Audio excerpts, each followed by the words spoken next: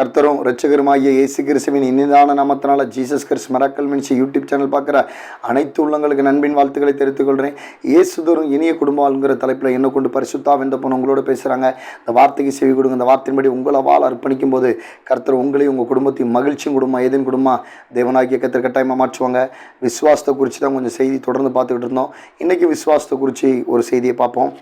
எபிரேயர் 6:1 ஆகையால் கிறிஸ்துவை பற்றி சொல்லிய மூல உபதேச வசனங்களை நாம் விட்டு செத்த கிரியைகளுக்கு நீங்களாக்கும் மனம் திரும்புதல் தேவன் பேரில் வைக்கும் விசுவாசம். அப்போ வசனம்னு சொல்லுதுன்னா நம்ம என்ன சொல்கிறதுனா புதிய ஏற்பாட்டில் சொல்லப்பட்ட கிறிஸ்துவை பற்றி சொல்லிய அந்த உபதேச வசனங்களை நம்ம என்ன செய்யக்கூடாது, விட்டு விலகக்கூடாது அப்படின்னு வசனம் தெளிவாக சொல்லுது. அப்போ இயேசு கிறிஸ்து சொன்ன அந்த மத்தேயு, மார்க்கு, லூக்கா, யோவான் அதில் உள்ள அந்த உபதேச வசனங்களை விட்டு நம்ம என்ன செய்யக்கூடாது, விலகக்கூடாது அப்படின்னு தான் வசனம் தெளிவாக சொல்லுது.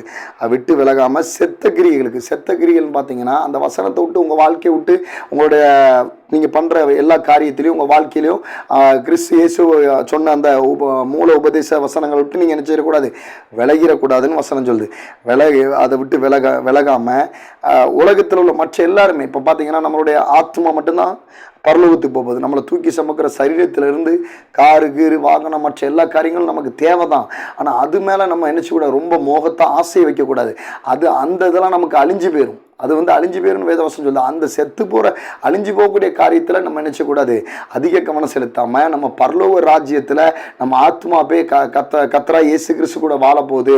அது மேலே தான் உங்களோட நோக்கம், அது மேலே தான் உங்கள் விசுவாசம், அது மேலே தான் உங்களுடைய ஏக்கம் இருக்குன்னு வேதவசனம் சொல்லுது. அப்போ நீங்கள் நம்மலாம் பரலோகத்தில் உள்ள ஆண்டவரை ரட்சிக்கப்பட்ட பிள்ளைங்க, ஆண்டவரை தேடுற பிள்ளைங்களாம் பரலோகத்தில் பரதேசி. அப்போ உங்களோட விசுவாசம் எங்கே இருக்கணும், பரலோக ராஜ்யத்தை குறித்து இருக்கணும். நம்ம பூமியில் கொஞ்ச காலகட்டம் தான் வாழ போகிறோம், நம்ம நித்திய காலமாக எங்கே செய்ய போகிறோம், பரலோக கத்தரா இயேசு கிறிஸ்து கூட வாழ போறோம். அப்ப அந்த ராஜ்யத்துக்குள்ள தான் உங்களோட விசுவாசம் அதிகமா இருக்கணும்.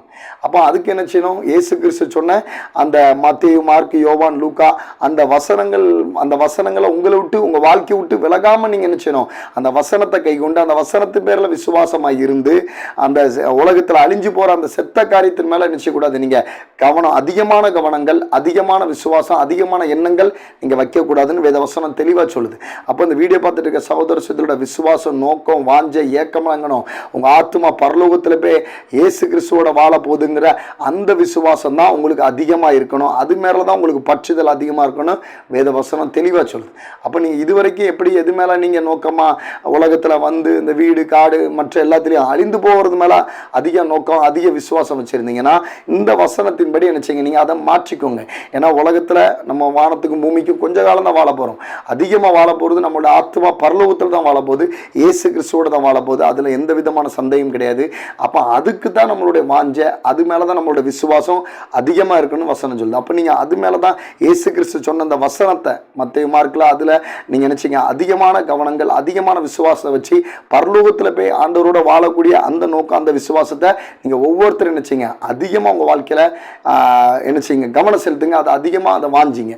அப்போ நீங்கள் என்ன செய்வீங்க, உங்கள் ஆத்துமா பரலோகத்தில் தேவனுடைய அற்புதமாக, அதிசயமாக, சந்தோஷமாக நீங்கள் என்றென்றைக்கு அழியாத நித்திய ஜீவனோட வாழ்க்கையை நீங்கள் என்ன செய்வீங்க, வாழ்வீங்க. அப்போ உங்கள் விசுவாசம் என்ன எது மேலே இருக்கணும், இயேசு கிறிஸ்து சொன்ன அந்த வசனத்தின் மூலியமாகவும் பரலோக ராஜ்யம் நம்ம போய் அதில் ஆண்டரோட பிரவேசிக்க போகிறோங்கிற அது மேலேயும் உங்கள் விசுவாசம் இருக்குன்னு வேதவசனம் சொல்லுது. அப்படி நீங்கள் எதில் உங்களுடைய விசுவாசம் இல்லாமல் இந்த நான் சொன்னதுபடி விசுவாசம் இல்லாததில் நீங்கள் திருத்தி என்ன செய்யுங்க, அந்த பரலோக ராஜ்யத்தை குறித்து பரலோகத்தில் இயேசு கிறிஸ்துவோட வாழக்கூடியதில் அது மேலே விசுவாசி, அதோ மேலே நோக்கத்தையும் அது மேலே கண்ணோட்டத்தையும் வைங்க. இயேசு கிறிஸ்து சொன்ன வசனங்களை உங்கள் வாழ்க்கையிலையும் நீங்கள் வாழ்ந்துகிட்டு இருக்க சூழ்நிலையிலையும் அந்த வசனத்தின்படி வாழ நீங்கள் உங்களை அர்ப்பணிங்க. அந்த வசனம் உங்களை விட்டு விலகாமல் இருக்கட்டும், அது மேலே விசுவாசம் வைங்க. கர்த்தர் தான் இந்த வார்த்தையின் மூலியம் உங்களோட கூட பேசியிருப்பார், நான் விசுவாசிக்கிறேன். நீங்கள் கர்த்தரால் ஆசீர்வதிக்கப்பட்ட தேவ ஜனங்கள். அதனால் விசுவாசிக்கிறவனுக்கு எல்லாமே கூடும். உங்கள் விசுவாசம் தான் உங்கள் வாழ்க்கையில் உள்ள எல்லா காரியத்திலும் ஜெயத்தை கொடுக்கும். அதனால் விசுவாசத்தோடு நினச்சிங்க, ஒவ்வொரு காரியத்திலும் நீங்கள் அடி எடுத்து வச்சு ஜெபம் பண்ணுங்க. அந்த விசுவாசம் உங்களுக்கு திருவினையாகவும் ஜெயமாகவும் வெற்றியாகவும் உங்களுக்கு மாற்றி கொடுக்கும் நான் விசுவாசிக்கிறேன்.